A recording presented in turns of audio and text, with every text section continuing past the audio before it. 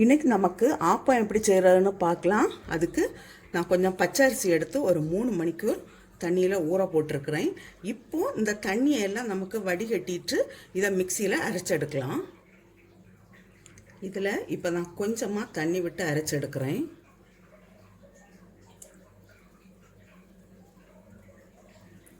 இந்த மாவிலே நான் கொஞ்சம் மாவு எடுத்து மாற்றி வைக்கிறேன்.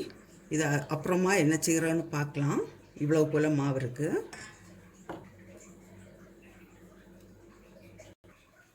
இப்போ இந்த மீதி இருக்கிற அரிசி கூட நான் கொஞ்சமாக தேங்காய் சேர்க்குறேன்.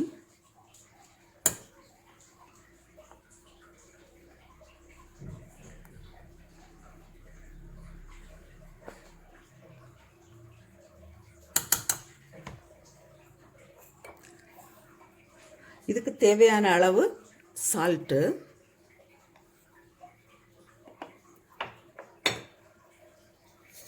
கொஞ்சமாக சுகர் போடுறேன். ஒரு 3 ஸ்பூன் போல் போட்டிருக்கிறேன். பிறகு இது கொஞ்சம் ஈஸ்ட்டு நமக்கு ஒரு 1/4 ஸ்பூன் போல் தேவை.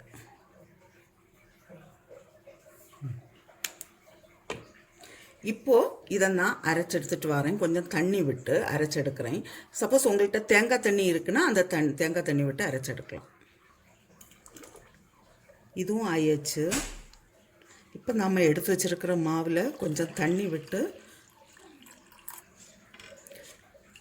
இதை இப்படி மிக்ஸ் பண்ணிவிட்டு இதை இப்போ ஸ்டவ்வில் வச்சு கொஞ்சம் குறுக்கி எடுக்கலாம். இது நம்ம ஸ்டவ் ஆன் பண்ணியாச்சுன்னா கை எடுக்காமல் இது கிளறிட்டே இருக்கணும், இல்லைன்னா அடி பிடிச்சிரும்.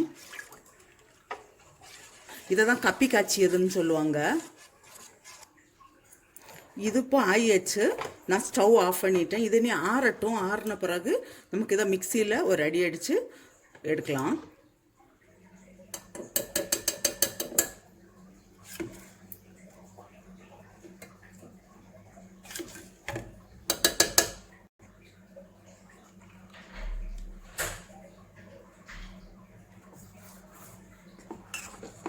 இது நீ 8 மணிக்கூர்லேருந்து 10 மணிக்கூர் வர வைக்கலாம். அந்த மாவை புளிக்கட்டும்.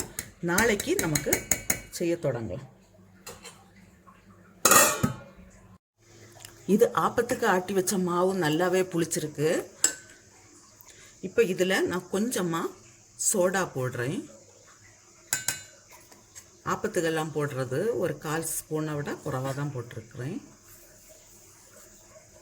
இது நீ ஒரு 10 நிமிஷம் இருக்கட்டும். அப்புறம் நமக்கு ஆப்பம் செய்ய தொடங்கலாம்.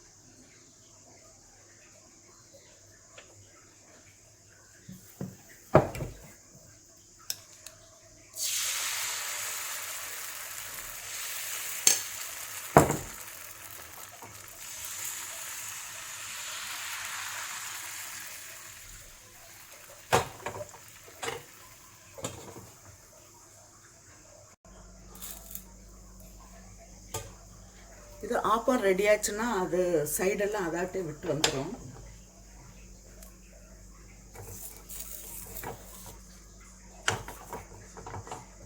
இதே போல் மீதி இருக்கிற ஆப்பமும் செய்து எடுக்கலாம். ஆப்பம் ரெடியாக இருக்குது.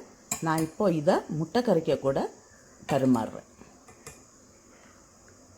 இந்த முட்டைக்கறி செய்கிறது எப்படின்னு நான் ஏற்கனவே வீடியோ போட்டிருக்கிறேன்.